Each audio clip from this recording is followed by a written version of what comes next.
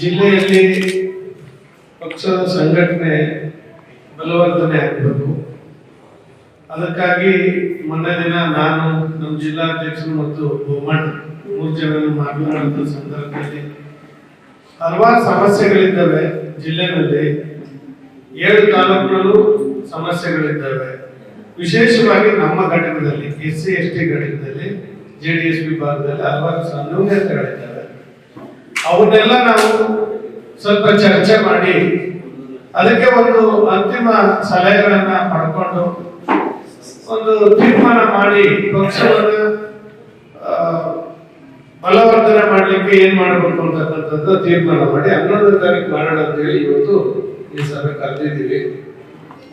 ಈಗಾಗಲೇ ನಮ್ಮ ಜಿಲ್ಲೆಯಲ್ಲಿ ಮತ್ತು ಇಡೀ ರಾಜ್ಯದಾದ್ಯಂತ ಹಲವಾರು ಸಂಘಟನೆಗಳ ಹೆಸರು ಹೇಳಿಕೊಂಡು ಸಂಘಟನೆಗಳು ಇರಬಹುದು, ಇಲ್ಲದೆ ಇರಬಹುದು, ಆದ್ರೆ ಸಂಘಟನೆ ಹೆಸರನ್ನ ರೂಪ ಕೊಟ್ಕೊಂಡು ಅದರ ಹಿನ್ನೆಲೆಯಲ್ಲಿ ಇವತ್ತು ಇಡೀ ದೇಶದಾದ್ಯಂತ ಪ್ರತಿಭಟನೆ ನಡೀತಾ ಇದೆ. ದೇಶದಾದ್ಯಂತ ಅಂದ್ರೆ ನಮ್ಮ ಕರ್ನಾಟಕದಲ್ಲಿ ಅದು ಹೆಚ್ಚಾಗಿ ನಡೀತಾ ಇದೆ. ಆಂಧ್ರದಲ್ಲಿ ನಡೀತಾ ಇರ್ಬೋದು, ತಮಿಳುನಾಡಲ್ಲಿ, ಉತ್ತರ ಪ್ರದೇಶದಲ್ಲಿ, ಬಿಹಾರದಲ್ಲಿ, ಒರಿಸ್ಸಾದಲ್ಲಿ ಎಲ್ಲ ಕಡೆ ನಡೀತಿರ್ಬೋದು. ಏನಪ್ಪ ಆ ಪ್ರತಿಭಟನೆ ಅಂದ್ರೆ ಅಮಿತ್ ಶಾ ಅವರು ಬಿಜೆಪಿಯ ಮುಖಂಡರು ಮತ್ತೆ ಈ ದೇಶದ ಗೃಹ ಮಂತ್ರಿಗಳು ಬಾಬಾ ಸಾಹೇಬ್ ಅವರಿಗೆ ಅಪಮಾನ ಮಾಡುವಂತ ಹೇಳಿಕೆಯನ್ನ ಕೊಟ್ಟಿದ್ದಾರೆ ಪಾರ್ಲಿಮೆಂಟ್ ಅಲ್ಲಿ ಅಂತಕ್ಕಂಥ ವಿಚಾರಕ್ಕೆ ಇಡೀ ದೇಶದಾದ್ಯಂತ ಇವತ್ತು ಪ್ರತಿಭಟನೆ ನಡೀತಾ ಇದೆ. ಈಗ ನಮ್ಮ ಸ್ನೇಹಿತರುಗಳು ಹಲವಾರು ಸ್ನೇಹಿತರುಗಳು ಹೇಳಿದಾಗೆ ನಮ್ಮ ಬೊಮ್ಮಣ್ಣ ಹೇಳ್ದಂಗೆ ಯಾರೇ ಅಪಮಾನ ಮಾಡಿದ್ರು ನಮ್ಮ ಪಕ್ಷದವರೇ ಆಗ್ಲಿ, ಯಾವುದೇ ಪಕ್ಷದವರೇ ಆಗ್ಲಿ, ರಾಜಕಾರಣಿ ಆಗ್ಲಿ ಅಥವಾ ಬೇರೆಯವರೇ ಆಗ್ಲಿ, ಯಾರೇ ಬಾಬಾ ಸಾಹೇಬರ ವಿಚಾರಕ್ಕೆ ಹೆಸರಿಗೆ ಅಪಮಾನ ಮಾಡಿದ್ರೆ ನಾವು ಸಹಿಸಿಕೊಳ್ಳೋದಿಲ್ಲ, ಹೋರಾಟ ಮಾಡ್ತೀವಿ ಹೇಳಿದ್ದಾರೆ. ನಿಜ, ನಾವ್ ಯಾರು ಸಹಿಸ್ಕೊಳ್ಳ, ನಾವ್ ಯಾವುದೇ ಪಾರ್ಟಿಲಿ ಯಾವುದೇ ಹುದ್ದೆಯಲ್ಲಿ ಇದ್ರು ಕೂಡ ಸಹಿಸ್ಕೊಳ್ಳೋ ಮಾತೇ ಇಲ್ಲ.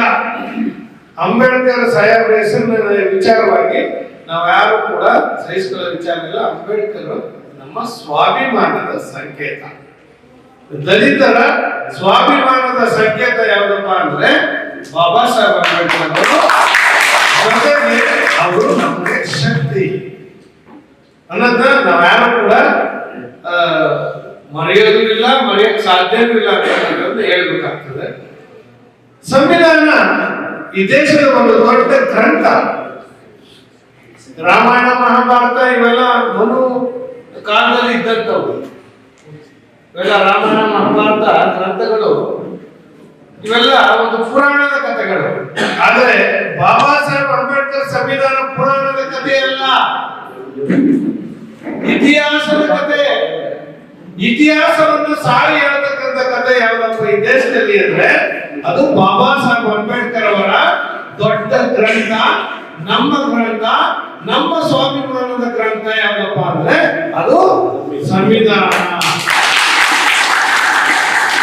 ಸಂವಿಧಾನದ ಬಗ್ಗೆ ಯಾರೇ ಮಾತನಾಡಿದ್ರು ಕೂಡ ಸಹಿಸಲಿಕ್ಕೆ ಸಾಧ್ಯನೇ ಇಲ್ಲ ಅಂತಕ್ಕಂಥದ್ದು ನಮ್ಮ ಅಭಿಪ್ರಾಯನೂ ಕೂಡ ಅಂತಕ್ಕಂಥದ್ದು ವಿರೋಧ ಪಕ್ಷಕ್ಕೆ ಹೇಳಲಿಕ್ಕೆ ಇವತ್ತು JDS ಮುಖಂಡರುಗಳು, ಕಾರ್ಯಕರ್ತರು ಎಲ್ಲರೂ ಕೂಡ ಇಲ್ಲಿ ಮಂಡ್ಯದಲ್ಲಿ ಸೇರಿದ್ದೀವಿ.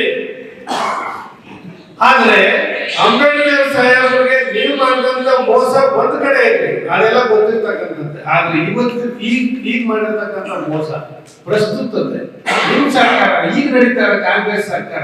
ನಾಚಿಕೆ ಆಗಲ್ವ ನಿಮ್ಗೆ? ಕಾಂಗ್ರೆಸ್ನವ್ರಿಗೆ ನಾಚಿಕೆ ಆಗಲ್ವೇನ್ರಿ? ಅದೆಲ್ಲ ಪಾಪ ಕೂತ್ಕೊಂಡು ಮಾತನಾಡ್ತಿದ್ದೀರಲ್ಲ, ಮಾನ ಮರ್ಯಾದೆ ಏನಾದ್ರು ಇದೆಯೇನ್ರಿ ನಿಮ್ಗೆ? ನಾವು ಪ್ರಶ್ನೆ ಮಾಡ್ತಾ ಇದ್ದೀವಿ. ಎಲ್ಲೋಗಿತ್ತಪ್ಪ ನಮ್ಮ ಸಂಘಟನೆ ಸ್ನೇಹಿತರಿಗೆ ಹೇಳ್ತೇನೆ ನಾನು, ಇನ್ನು 25,000 ಕೋಟಿ SCP TSP ಹಣವನ್ನು ವರ್ಗಾವಣೆ ಮಾಡ್ಕೊಂಡ್ರಲ್ಲ ಗ್ಯಾರಂಟಿಗೆ, ಎಲ್ಲೋಗಿದ್ರಿ ನೀವು? ಎಲ್ಲಿದ್ರಿ? ಒಬ್ಬ ಸಂಘಟನೆ ತುಟಿ ಬಿಚ್ಚಿದ್ರೇನ್ರಿ? ಈ ರಾಜ್ಯದಲ್ಲಿ 25,000 ಕೋಟಿ ನನ್ನ ಜನದ ಅಭಿವೃದ್ಧಿಗೆ ಇಟ್ಟಿದ್ದಂತ ಹಣ, SC/ST ಜನರ ಅಭಿವೃದ್ಧಿಗೆ ಇಟ್ಟಿದ್ದಂತ ಹಣವನ್ನ ಬೇರೆ ಕಡೆ ವರ್ಗಾವಣೆ ಮಾಡ್ಕೊಂಡಿದ್ರಲ್ಲ, ಎಲ್ಲೋಗಿದ್ರಪ್ಪ ನೀವು? ಸಂಘಟನೆ ಸ್ನೇಹಿತರು ಕಾಂಗ್ರೆಸ್ ST/ST ಅವರು ಎಲ್ಲೋಗಿದ್ರು? ಏನಪ್ಪ ಈಗ ನಿಮ್ ವಿಭಾಗ ಸತ್ತೋಗಿದ್ಯಾ? ಕಾಂಗ್ರೆಸ್ನಲ್ಲಿ SC ವಿಭಾಗ ಪಾಳ್ಯಗಾರರು ಸತ್ತೋಗಿದ್ದೀರಾ? ಕಾಂಗ್ರೆಸ್ ಪಾಳ್ಯಗಾರ SCಗಳು ಎಲ್ಲಿದ್ದೀರಿ ಕೇಳಿದೆ. ನಿಮ್ ಸರ್ಕಾರ ನಡೀತಿದೆ. 25,000 ಕೋಟಿ ಮೋಸ ಮಾಡಿದ್ರಲ್ಲ ದಲಿತ ಸಮಾಜಕ್ಕೆ. ಯಾವ ನ್ಯಾಯ ಕೊಡ್ತೀರಿ ದಲಿತರು ನೀವು? ಅವತ್ತಾಗ ಪ್ರತಿಭಟನೆ ಇಳಿಲಿಲ್ಲ ನೀವು ಈ ರಾಜ್ಯದಲ್ಲಿ? ಯಾಕೆ ಇಳಿಲಿಲ್ಲ? 187 ಕೋಟಿ ಪರಿಶಿಷ್ಟ ಪಂಗಡಕ್ಕೆ ಮೀಸಲಿಟ್ಟಿದ್ದಂತ ಹಣ ವಾಲ್ಮೀಕಿ ನಿಗಮದ ಹಣ. ಕಾಡಂಚಲಿ ವಾಸ ಮಾಡೋರು, ಕಾಡಿನಲ್ಲಿ ವಾಸ ಮಾಡೋರು, ಈ ಕಡೆ ಬಟ್ಟೆ ಇದ್ದವರು, ಉನ್ನಕ ಅನ್ನ ಇದ್ದರು ಜನಕ್ಕೆ ಮೀಸಲಿಟ್ಟಿದ್ದಂತ 187 ಕೋಟಿ ಹಣವನ್ನ